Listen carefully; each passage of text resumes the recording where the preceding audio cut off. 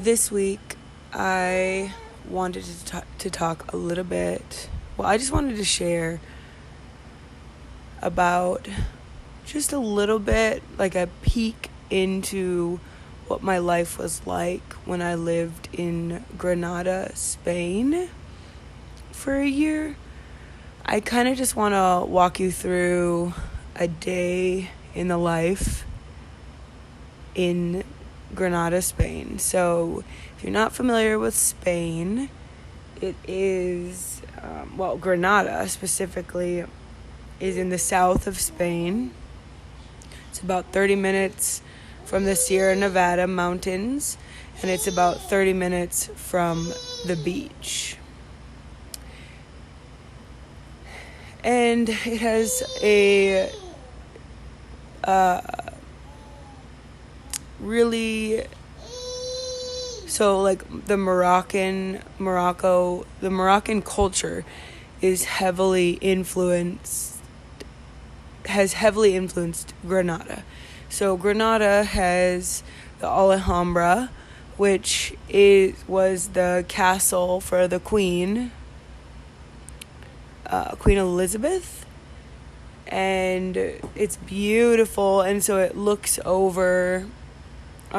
So there's this lookover in Granada that everybody goes to, and it just looks over the Alhambra, and people go there. Like gypsies are always there. Gypsies like live up in this lookover point, and it looks over this huge castle, and it's gorgeous. And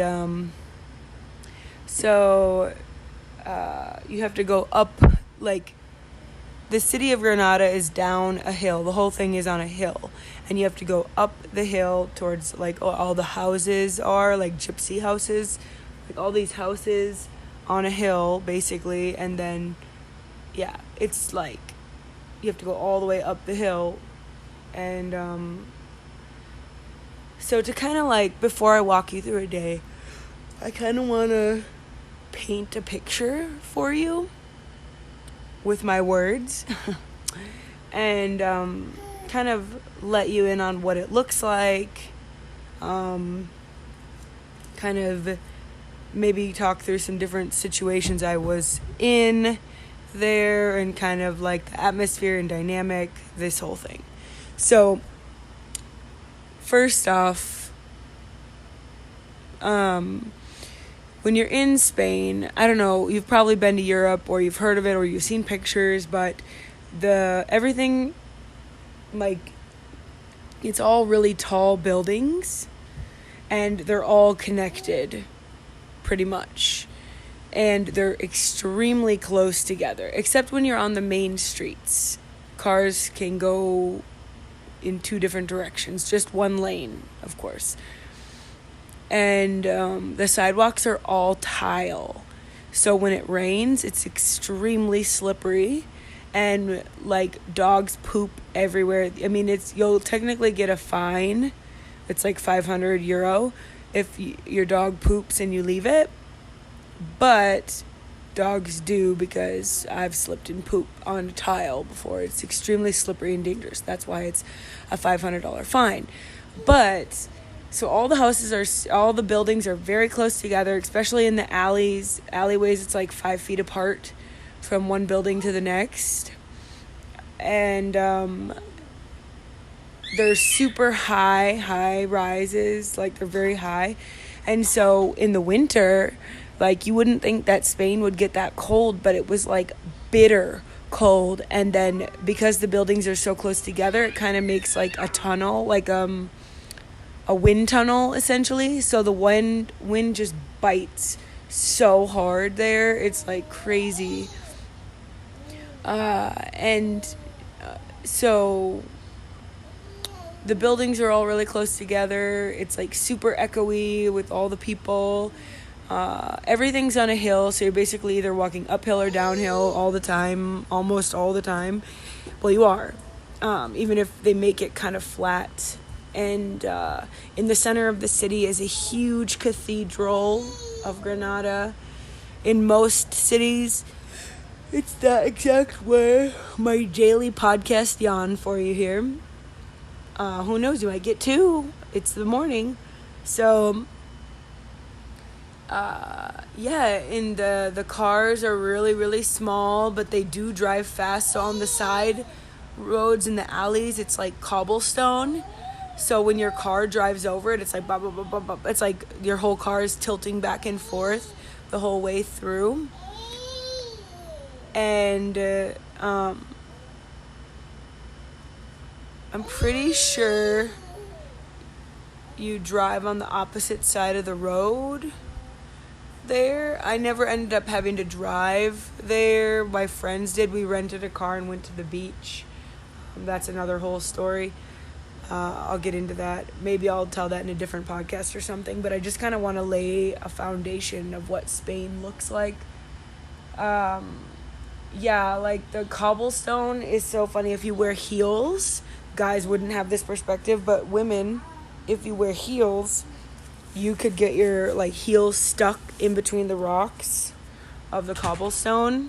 That's super fun at night. So there's parks every, all the time. There's like different squares is what they call it, or a park. And so they'll always have tons of trees.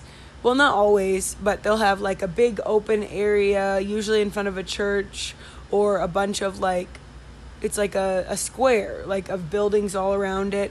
And where I lived, we lived right in, they called it Pajaro Park. Like, it was like Bird Park, basically, because like pigeons literally lived in this. It was the most disgusting thing. It was like all the pigeons in all of Granada lived in this park, and they pooped everywhere. It was like a poopy park. All of it was like pigeon poop. And they loved this one park. It was like crazy amounts of trees. And when you walk down the street, this is one thing I've noticed right away in Europe, is that when you walk down the street, you're either smelling like, you could smell like fresh baking bread, because they still have like individual shops of like shops just for fruit and veggies. Or they have a fruteria. I can't even say it anymore. Fruteria. So it's like just fruit. Or they have like a bakery where it's just baked goods. I mean, they have that in the United States, but like they'll have stores for just certain products, which is crazy. They have some things called chinos, and it's like basically like a dollar store, but it's like Chinese, like everything made in China type of thing, dollar store. And you can get like lots of different things. They also have like mini department stores. They're kind of like Macy's or something. I forget what that's called. It's on the tip of my tongue, but I can't think of it. Yeah, so what I was saying is you could be walking down the street and you could smell sewer, like sewage. You could smell fresh baked bread. You could smell fresh poop. You could smell weed. And you could smell like perfumes from like stores. Sorry, he's awake. And yeah, like all these crazy amounts of smells, and they're like strong smells as you walk down the street. It's crazy. And it's always super loud during the day. Except and at night, lots of people go out, their families go out for walks every night. At night, like the family will go out for a walk, but I can get into that when we do like the day in the life part of the podcast. And so what else? I lived at one point when I lived by myself, I lived for half the year. I lived with a family in Spain, like a normal family in Spain. And then the other half of the year, I lived in an apartment with a girl from Chicago and 2 girls from Italy. So it was like we were on our own. And that was a goal that I had, that I wanted to do, was live with a family for, part of the year, and then by myself, and figure it out, and sign a lease in Spanish, and get my own food and get a job and all these things. So I did that, but I'll get into that later. So what else?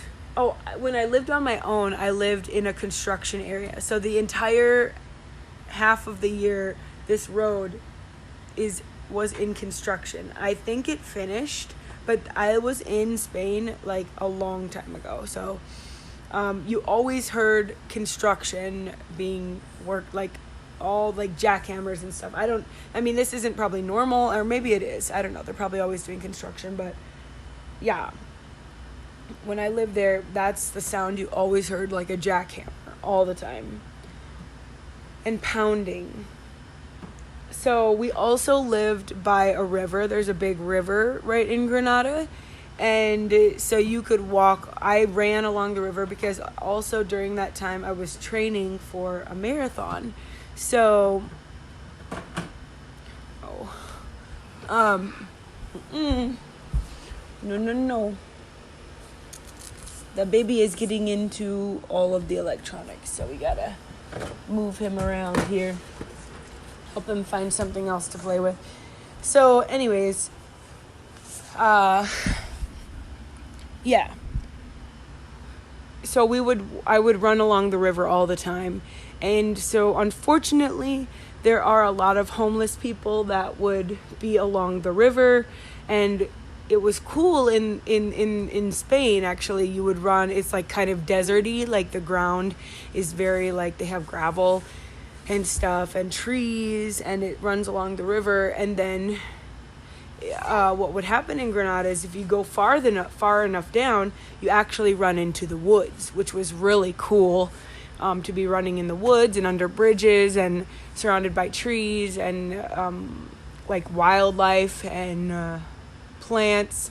And I would just sit there, run down there and journal and sit in the woods, sit in the grass by myself and journal and talk to the Lord.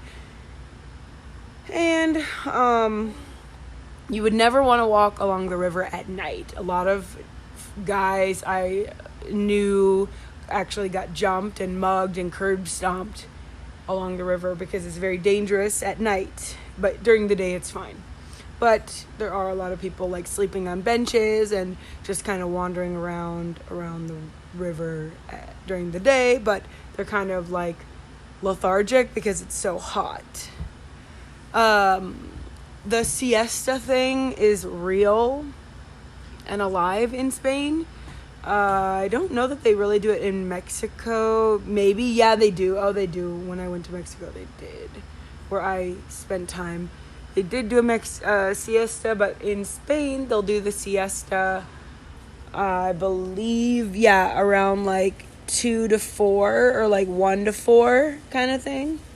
And everybody goes home for lunch to be with family for that like 4 hours, 3 to 4 hours. Everything varies. Like it could be anywhere from 1 to 4 hours.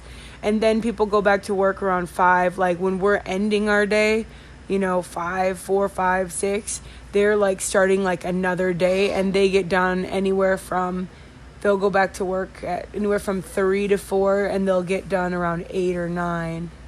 And the shops around there close at that time because they took that siesta, and then they come back for 4 more hours or whatever. So I don't know. I mean, I kind of like it, but at the same time, like if you had to be at work, the thing about it is then they stay up later. They'll eat dinner around anywhere from 9 to 11, because I remember eating dinner anywhere from 9 p.m. to 11. And then, like young people will go out at midnight and they start partying until 7 a.m. So, I don't know how you be a young person and work a job and party and do all that, because, But I think when I was there, it was like in 2012. So Obama was in office, I believe. And nobody had jobs. Like, nobody had jobs. It was like 40%. Had jobs. It was like over 60% unemployment in that time. So maybe just the older people had jobs back then and kids didn't. Although, Americans were not supposed to have a job, but I kind of got a job like under the table type of thing. Like families paid me cash to teach their kids English.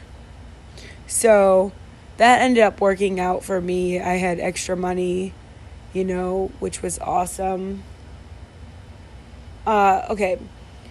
And let's see.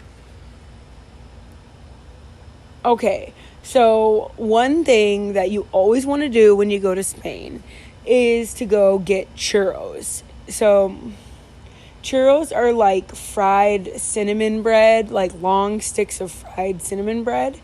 And then they have like this liquid Charlie and the Chocolate Factory hot liquid lava chocolate.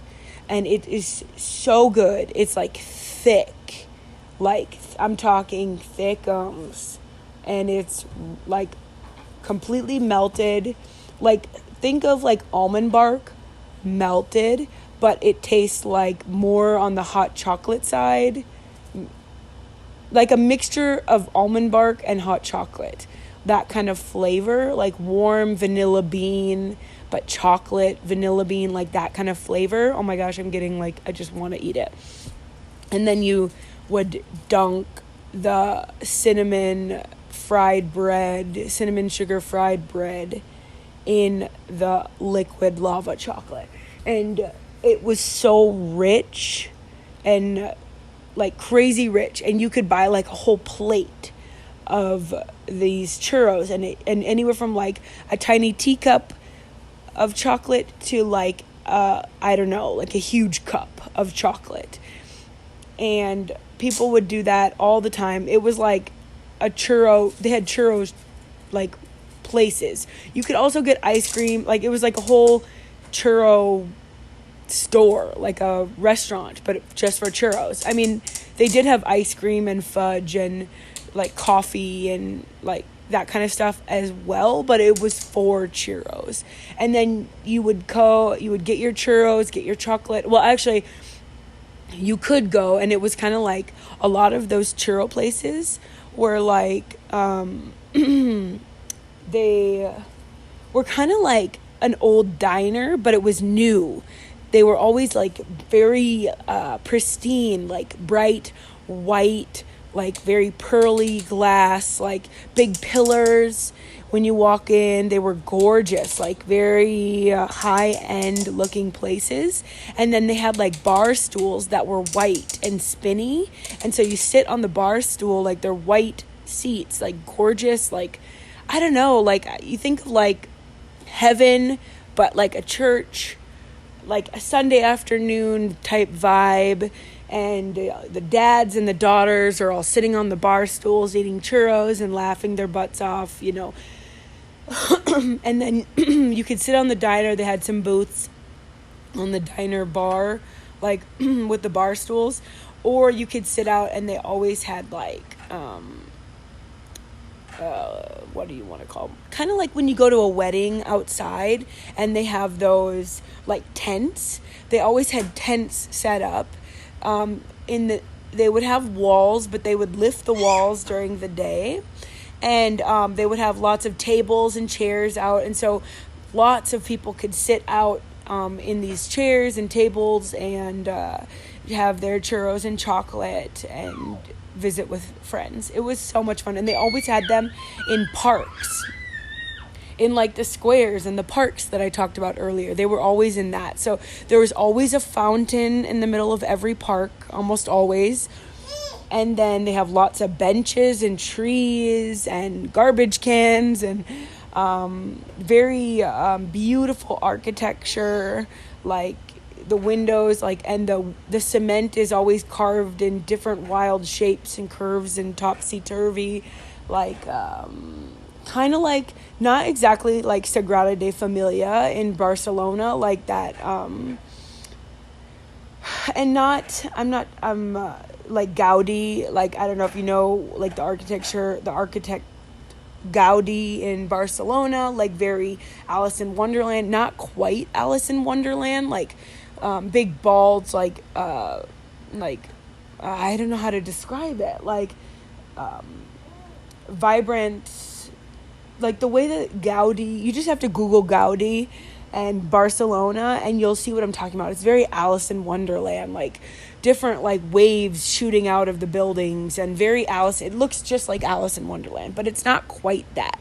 It's a little bit more Gothic, like a mixture, kind of more like Sagrada de Familia, which is also in Barcelona, but very Gothic, more Gothic looking, but very grandeur type look, and very beautiful, just very stunning, old buildings, and they always have, well, in Granada, they have this long parkway, like walking parkway. So it's like a mile long, and it's huge trees on both sides, and it's all tile flooring, and it's wide. It's like, I don't know, 60 feet across. And people, it's like a walkway that people take walks on, and it's 60 feet across and buildings on both sides, and it's all cement. It's all like no roads in between. It's all like just a parkway, like a place to walk, and trees on both sides. And then all these families come together. Sometimes they'll have like people making balloons and then handing them out to kids, or people could buy them, or sometimes they'll have like food trucks or mini things, like mini food trucks of people, like stands and lemonade and lots of different things you can buy and eat, and along the way all the time. It's so much fun to walk along there. I just feel like kids always have balloons walking along there, and it always smells so good, like fresh baked bread along that walkway. And it's just and you can walk, and it's so beautiful, and the trees kind of cover the area, so it's shaded, and it's just so gorgeous and grandeur and beautiful, and just, I don't know, I just loved that, like, very family oriented afternoon walk. And it walks all the way down to the river, and then you, instead of crossing the street to get to the river, you just turn back around and it goes back to one of the squares and one of the main areas in the park. They always have, like, in this one park that we would walk to when we would walk to school, to class, you would walk past it and it was like life-size chess. Like if you had like the size of like a baby, or the size of, it would go up to like your knees, like the chess pieces, or past your knees, and it would be like life-size chess. And so people were always playing the life-size chess. And they had 2 boards on the ground. It was just a really cool atmosphere. You can always get gelato. Gelato is dank AF. I don't know why I said that. It's just so good. And yeah, just so good. So good, the gelato. And we always would go to like this place called Pink something. It was something pink. Maybe it was just called Pink. I don't know. But it was like frozen yogurt. And it was so good. I think it was a European brand of frozen yogurt. But it was literally, I loved it more than I loved gelato, honestly. Like, it was so good. Okay, so this is another thing. You can smell weed everywhere you go. A lot of times there's a lot of gypsies. Oh, okay. Someone is tired. It's definitely time for our nap. I will be right back. Okay, Everest is back down. So, yeah. Everywhere, I mean, it's not uncommon for you to run into somebody smelling like weed. Typically, I don't want to say typically, but I mean, it's kind of typical that you would run into somebody kind of looking like a gypsy, i.e. dreads. I mean, this is stereotypical, so I often met people that had dreads that were not well bathed, kind of smelled like BO, and yeah, I mean, anyone could fit this description. But they also, a lot of people did smell like weed, unfortunately. I guess it was legal to have a dime on you in Spain at that time. I'm not exactly sure what it is right now, but yeah, it was very common. I have a story for you. I remember walking past a guy that smelled so bad of deep BO and weed. It was insane. But that's not the story I wanted to share with you. One of my friends actually, so when you go to Spain, or when you study abroad, the coolest thing you can do is go meet the locals.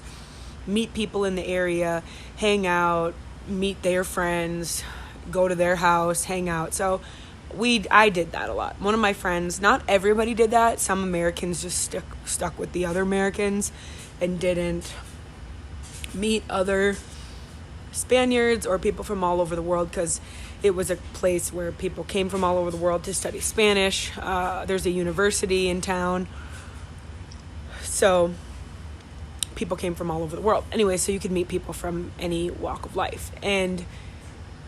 But one of my friends did go and visit, spent time up in the hills, up by the Alhambra, lots of gypsies, and he actually met this older lady, and she invited him over for dinner, and she just kind of showed him around her house, and she had this room that was designated for weed, and the entire floor was covered in weed. Just the floor, just a carpet of weed, basically, but just had it on the ground, weed on the ground, and it was like, what in the world? So, anyways, I mean, that story could be completely fake, but that's what I heard, and that's what I was told. When you go up to the viewing place of the Alhambra, there are lots of people, basically a lot of gypsies and a lot of tourists, and they are selling bracelets, Alhambra, stuff from Spain, bracelets or stuff that you would use to smoke weed with, or they're doing tricks juggling, or juggling bowling pins or hula hoops or whatever they can find. And you can buy lots of jewelry or pirated tape, DVDs, or I don't know, they have so many different things. People are always drinking beer or wine and looking over the sunset of the Alhambra, which is the castle I was talking about. And you could buy magnets and keychains and so many different things, knickknacks, souvenirs, because always tourists are there, and gypsies know that, people know that, so they just go selling stuff, and they're really cheap. All the stuff is cheap to buy and cheap quality. You want to walk along the shops all the way up the Alhambra, because you can buy like leather bags or pots or pans or just clay pots, very authentic, type things. Those you can buy a little bit better quality along that area, but it's also fun for a couple of euros to buy something from those gypsies too, because it's part of the culture. It's just part of how it is. I have another story about gypsies specifically and the cathedral. Figure out how those come together. I may have told this story in a different podcast about Granada or Spain, but if you ever go to Spain, specifically Granada, in Spain, I think this happens at most cathedrals, but specifically in Spain, for sure, there are a lot of gypsies. And the gypsies, specifically the women, will be all like in groups all around the, cathedral, because a lot of tourists, again, are at the cathedral and want to see it, view it, whatever, take the tour. And so they will be walking around, and they always have like this piece of lavender or a piece of a plant, and they wave it around, and they're yelling in their language, sometimes in Spanish, sometimes in a different language, and they're yelling or whatever. And then they come up to you and they try to give you the lavender, and they like let you hold it for a second, and you're like, oh, thank you, like, what the heck? And then they'll grab your hand, and then they'll speak in their like a different language, or they'll speak in Spanish, and they'll start talking to you, and they're basically reading your palm, and you're holding the lavender. And then they will either take the lavender back, or they'll give you the lavender, and then you'll start to walk away, and then they'll start screaming at the top of their lungs, just screaming, and it makes a huge scene. It's super embarrassing, and they're screaming at you for money. They want you to give them money. They'll hold their hand out, and it's like, what did I even do? Why are you asking for money? Like, because they read your palm and you took the lavender, they want money now. And so it's very confusing, and the first time it happens to you, it's kind of shocking. And because you're a tourist, you have no idea what's going on, and they're holding out their hand, you'll just give them €1 or something, and then they'll leave you alone. But it's kind of like a shock factor that they're going for, I would assume, because they know you don't understand, and they know you don't know what's going on, and they don't care, so they're just going to do whatever. And then you give them a money, and because they're clearly holding out their hand like you owe them, and then you just do it, and then they leave you alone. And they do this over and over and over. And I don't know if the police are like doing anything about it, but like, I don't think so, because it happens all the time, and it happens to everyone. Even if you're not a tourist, people just, like, after a while you get used to it when you live there, and you're like, no. Like, even the Spanish people there, they sometimes will do it to them, and they're like, no. And then they don't do it to you. If you just say no and keep walking, they won't do it to you. So if you ever are in Spain specifically and around the cathedrals, and you have women coming up to you with pieces of plants, just say no, and they'll leave you alone. So there's that. What else can I share with you? Okay, so they have parades for every holiday, and it's supposed to be like a religious Catholic thing. Like, this is not part of the Catholic Church at all. This is only just a Spanish thing, like thing they do in Spain. So they have lots of statues. So people wearing like hoods, like pointy hoods, like the KKK, they'll be wearing either black, I believe they're black, maybe sometimes they're white, but they look like the KKK. And they wear them from head to toe, and then it's the long pointed hat. But this was originally a church thing. This was originally from the church. And it was meant that they wouldn't be seen. Like, you don't know who's carrying. So anyways, it's a parade, and they have huge statues of like Mary or baby Jesus or a different saint. And so there's lots of religious holidays in the Catholic Church celebrating Mary or celebrating a saint throughout the whole entire year. If you know the liturgical year in the Catholic Church, they're celebrating saints all the time. And so they will have a parade for each saint. Every time they're celebrating the saint, they will do a procession throughout the whole city. And it's supposed to be like modest. It's like a big deal who's carrying these things, so they want them to be modest, so they cover up, and they're wearing this KKK outfit from head to toe. But this is originally in the church, not originally a KKK thing. The KKK stole it from the Catholic Church. So there's that. And then they wanted it to be like, oh, this is a religious thing to kill people, but obviously they were just being like sacrilegious. They were just being crazy. Heresy. They were being crazy and obviously demonic. and trying to twist what God had done, or, well, I don't know, man potentially, because celebrating saints and blah blah blah. But I'm sure there were other uses for this outfit earlier that I don't know and I could do research on, but I'm not going to right now. Okay. So, yeah, so they wear these outfits, and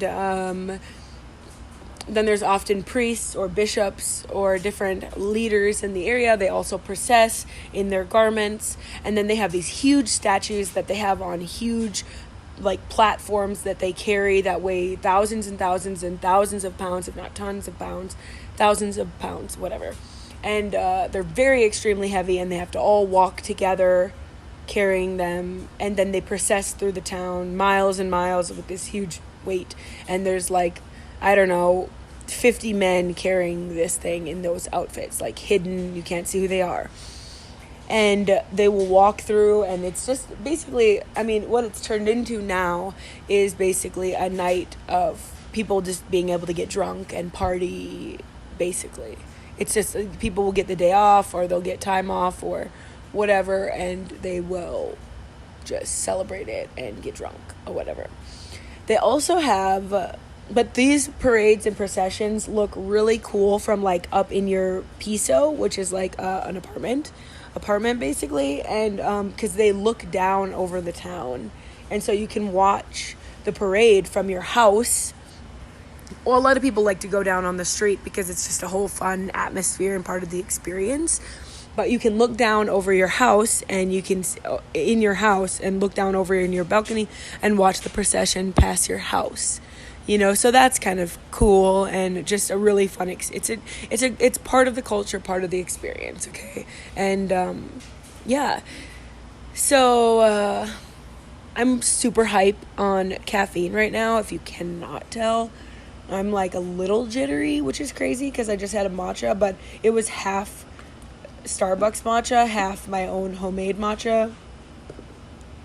And it was the toasted vanilla syrup in there. Oh my gosh. So good. With oat milk, the best.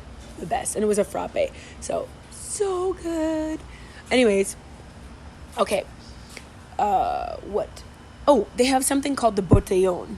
So botella is bottle in Spanish, and botellón, I don't know what. It's basically a place where people get drunk, like young kids. And they'll go there. It's like a designated place. Basically, the cops, like, people were getting drunk all the time, and basically, you know, they, like, designated a place for people to go and just get drunk, and you just stay in this area on the street, essentially, and get drunk, and people just hang out there. And I have been there for a few times, but I don't even know why I went. I guess it's just the experience. But now looking back, I'm like so stupid and disgusting because, let me tell you why. People go there and they just get drunk. And, okay, there's no bathrooms. In Spain, you can't, like, just stop at a gas station and go to the bathroom. One, you have to buy something if you want to go to the bathroom because water is super expensive and they're in drought. They were in drought when I was there. They probably still are.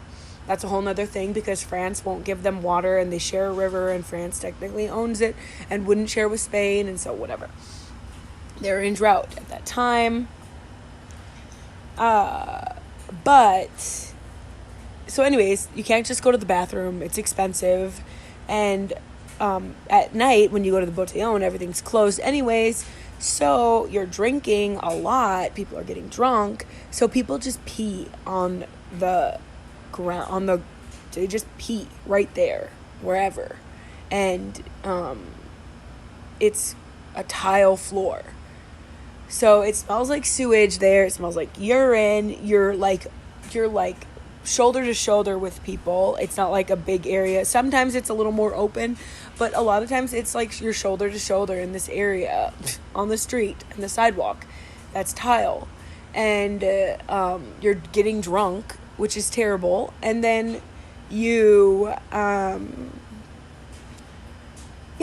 just hanging out with your friends, getting drunk, standing. You're not anywhere. Like, I guess there's a cover. There may or may not have been a cover, like a shade area, but it's at night when you go. You don't go during the day to the botellón, whatever. It's just ridiculous. So it's like a bunch of young people and then some old men that are probably homeless, that look homeless. And so a little creepy sometimes, but if you stay with your friends, you're fine. But the entire floor, like, you would literally be walking in like a carpet river floor of pee, from people peeing. And then you'll have spilled booze, like beer and wine and straight liquor that you're walking in. So then you smell like booze on your shoes and urine. And it's absolutely disgusting. I don't know how many times. I went a lot. But it's so terrible. And can you imagine that in the United States? Here, this is a designated place for you to get drunk outside on the sidewalk. Like, weird. It's weird. Because you can drink at, like, well, people drink at every age, any age, but I think you can get drunk or start drinking at 16, I believe. And you can't drive a car until you're 18. Or 21. I think you vote at 21. I don't know. It's so weird. People will let them get drunk but not vote. I mean, drive a car at 18? I don't know. It's just all weird. So anyways, I don't think they really want you to have very many cars in the town because there's not any room to park. There's like no parking ever. Like, you know how we park on the sides of the roads, even if it's like a bigger, like a 2-lane road, you can park on the side. You can't do that in Spain because the roads are too small and they don't have room. They don't leave room for parking hardly at all. Maybe in the parks, there's a little bit of parking, and the cars are compact, all of them. You don't ever see trucks. They don't exist there. Maybe out more in the country, yes. Everyone drives a pickup, but not in the city because there's no room. Let alone to park, let alone to even drive hardly. So, there's that. Okay, I'm going to talk about this, but I don't support this. And I think I went out of just for the experience. But looking back, I kind of wish wouldn't have gone because it's so gruesome. I recently watched the movie called Ferdinand on Apple TV. It was, I don't know if you've never seen it. It's like basically about a bull, a little girl, and she's best friends with like a male like bull, you know, and the animal bull. And so it's based in Spain, and this, long story short, this bull gets like misconstrued, like has a weird experience. Then they capture him, take them away from the girl, and then he is like trained. They want to train him to be like a regular bull and fight in the arena and the bullfighting whole thing. Well, I ended up going when I was living in Spain. I went to a bullfight, and I went because I knew it was wrong, and a lot of people were protesting, and they were like, it's cruel, don't do it. I know it's part of the culture, but like they were like protesting, but I was like, I really wanted to experience it. I'm here, it's part of history, this and that. And so a big group of us that lived in Spain that were from the United States went, and some of the girls were actually vegan, vegetarian actually, and they were crying during it because I don't know if you've experienced it or but basically one guy fights like a bull, and what the fight is considered is basically they have to put a lance, essentially like a hook, like a humongous fish hook in the bull's back, and they have to put like 7 in them to win, and then they kill the bull and they put it in its spine. It's super horrific and terrible and awful. And so the bullfighter has to come. They like trick the bull and make him come, like taunt him. They electrify their balls to get them all wild and riled up, because they're probably not wild and riled up and they don't want to fight. But you tase their balls or tie them up or whatever. I think they tase them. They're going to start like bucking and get wild, you just tase their balls.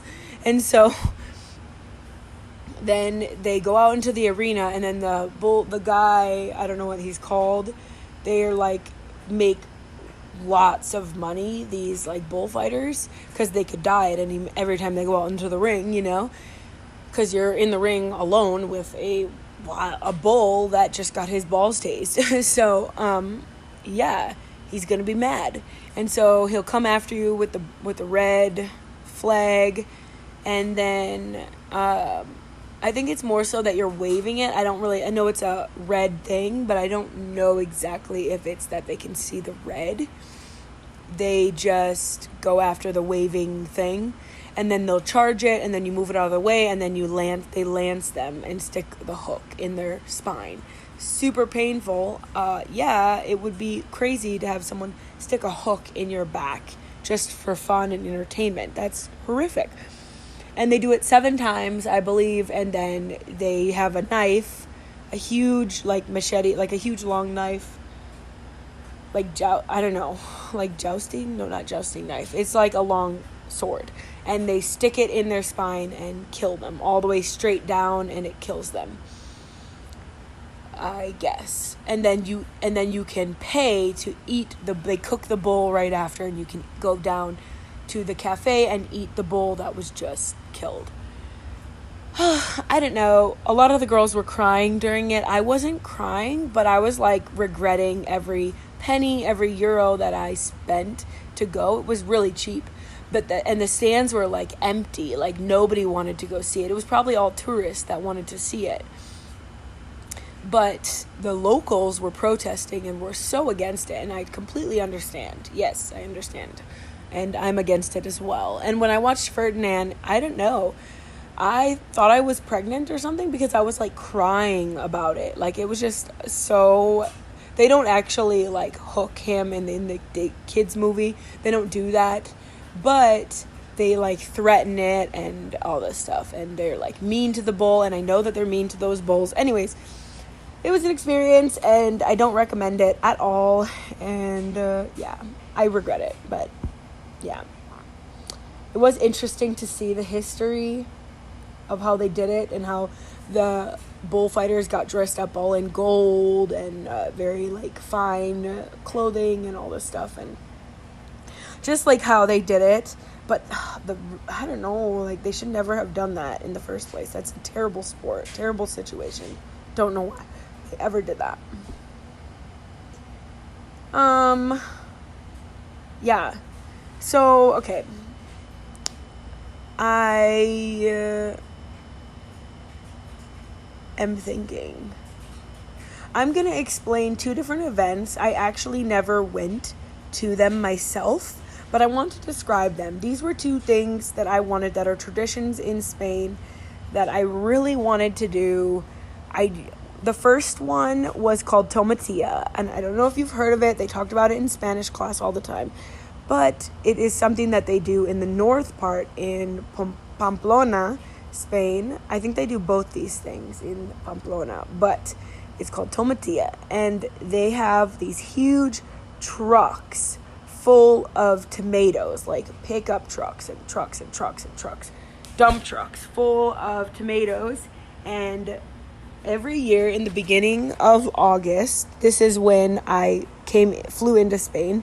Like the day I got to Spain, they were celebrating this. And I wish I would have been in Pamplona, would have known to just go. Even if I went by myself, I would have gone, because it would have been the coolest experience. So if I ever go back to Spain, I plan on going to this. I would like to go in August when they do it. But what they do is trucks of these tomatoes. And I don't actually know the back history of why they do this. Let me just go look it up really quick. Okay, I'm going to tell you why this is a thing. So funny. Okay, so La Tomatina started in 1945 during a parade of giants and big heads. Some local youth decided to take part in it, and some of the members of the party got angry. There was a small dispute near where there was a vegetable stand. The dispute became a tomato toss between both sides until the police ended the conflict. So, that's why it started. I don't know if giants and big heads, if that's like what, like this, I'm about to explain why they do it today.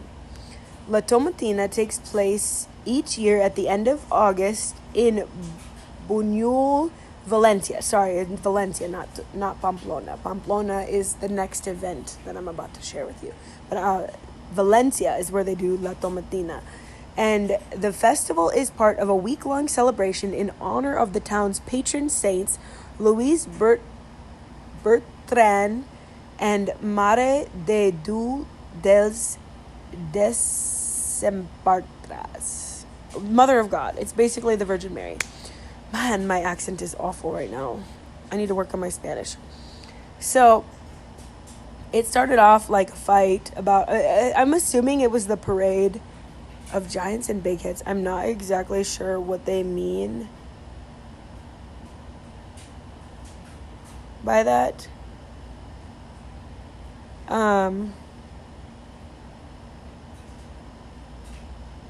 Interesting. So,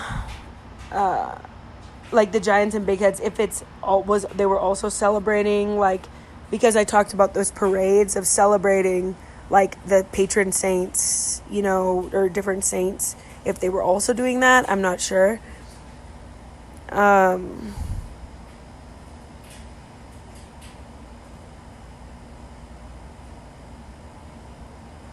Yeah.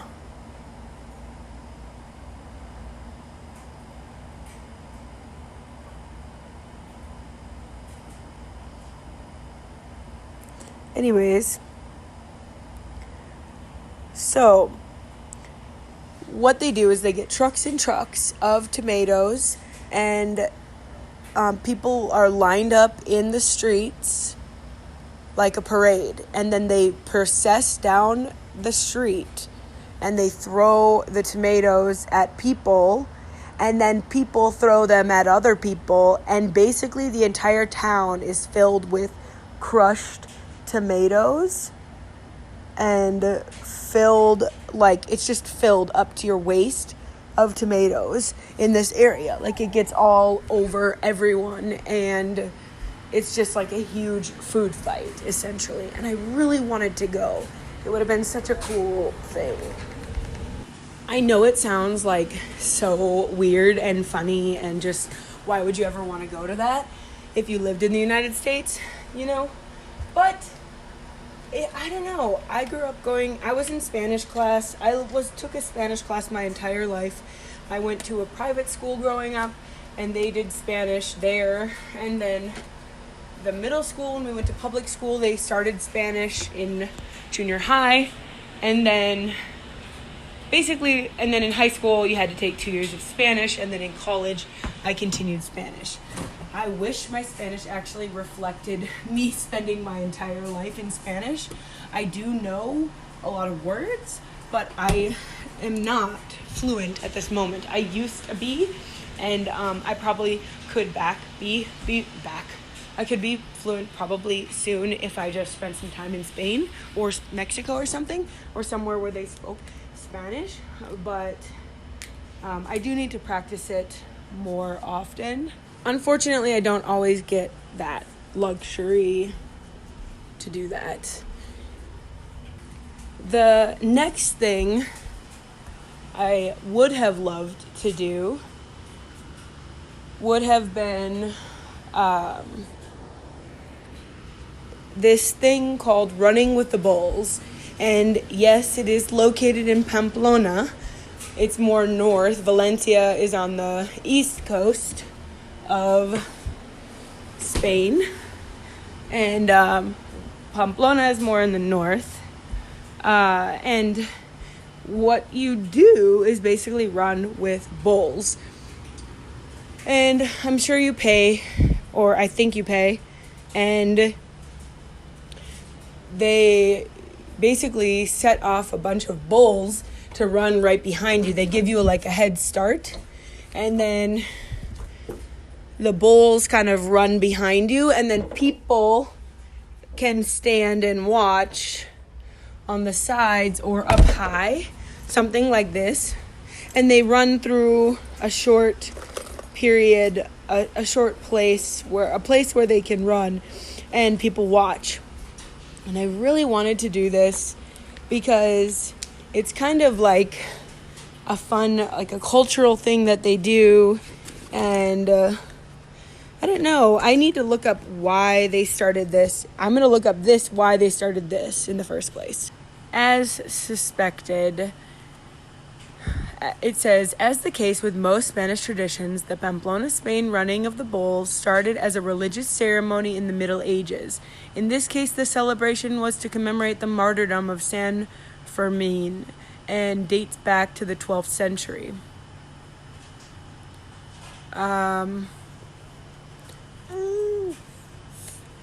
Cattle herders who wanted to transport their animals from barges or from the countryside into city centers for sale or bullfights needed an easy way to move their precious animals, so they would let them run in the streets.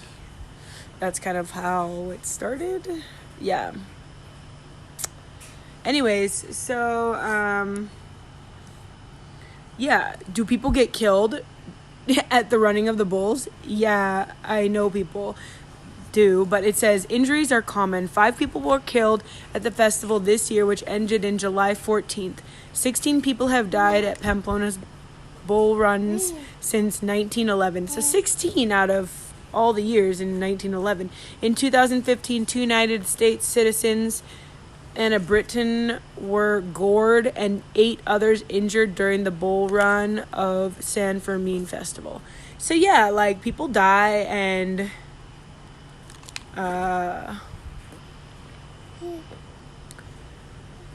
yeah. People die and people get injured. So anyways, so basically they run through the streets and people run in front of them. And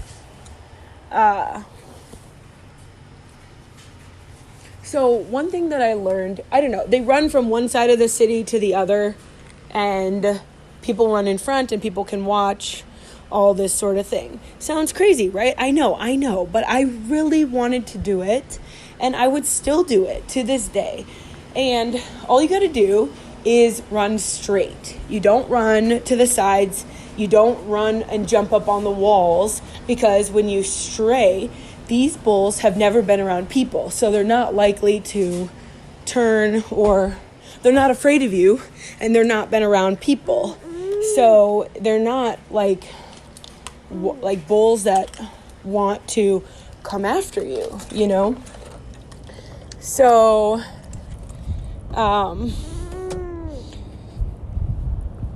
so I heard that if you just run straight, they won't kind of come after you or turn or charge or put their heads down to come after you, because they just will run straight and they're not gonna charge you, essentially. So no, I mean, that was encouraging, you know. So I don't know. I mean, I would really like to do it and try it, see what it's like, you know, give it a go, even though I never did. Although I would, 100%, I would do it if I had the chance, if we went to Spain, that whole deal, 100%. I think I have a lot more to share with you, so I might turn this into a part 1 and then share a little bit more next time. I think I'm going to walk through a day with you next time, potentially, or maybe I'll just share more about Granada and what the life is like there before I give you like a day in the life in my situation when I lived there. So that will be it for today. We are going to a food distribution where we give free food away in our neighborhood, which is really fun, and we're gonna head there now. But I will see you next week. You can follow me at Georgia Hertzberg on YouTube and on Instagram. And sorry about the wind. Oh my gosh. and GoTGD on Twitter. Thanks for listening. Oh, feel free to leave a review as well. I would really appreciate it. Love you, and we'll see you next week.